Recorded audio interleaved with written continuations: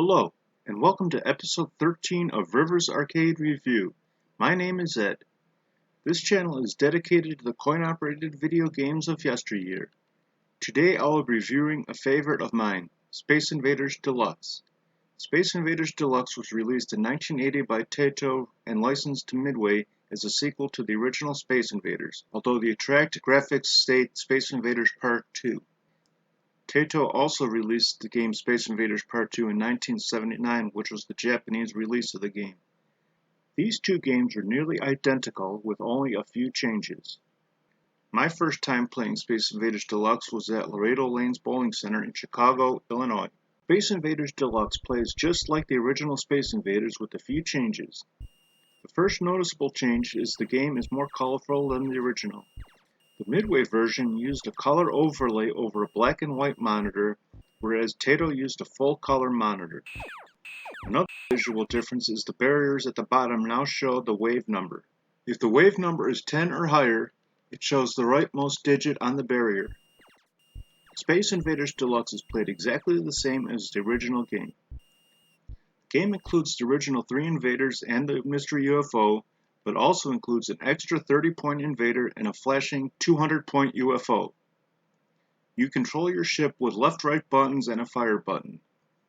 First wave, the invader formation is the same as the original game, but starting from the second wave, the invaders not only are in a different formation, but also every time you shoot the 20-point invader, it will split into two 30-point invaders.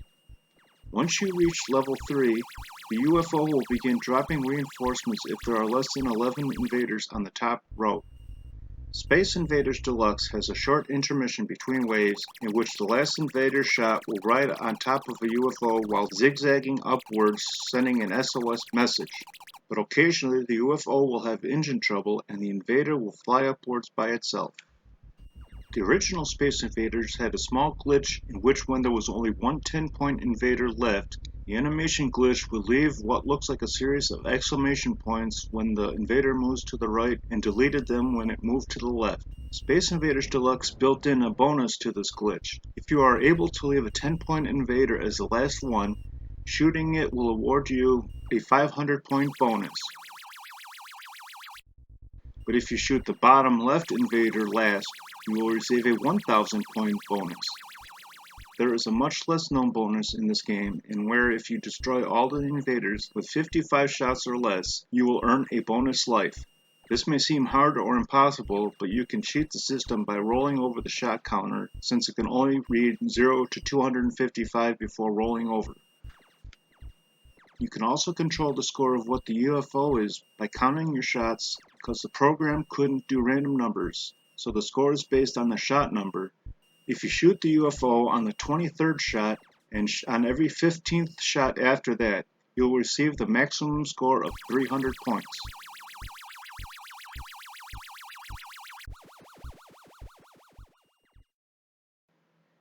Space Invaders Deluxe allows the player to enter their name if they beat the high score, which was new for its time. The Taito version is nearly identical to Midway's version, except for a few differences, including the following. The flashing UFO awards 500 points as opposed to 200, and the new invader formation and the splitting invaders begins on level 4 as opposed to level 2. The control panel also uses a joystick as opposed to buttons to control your ship.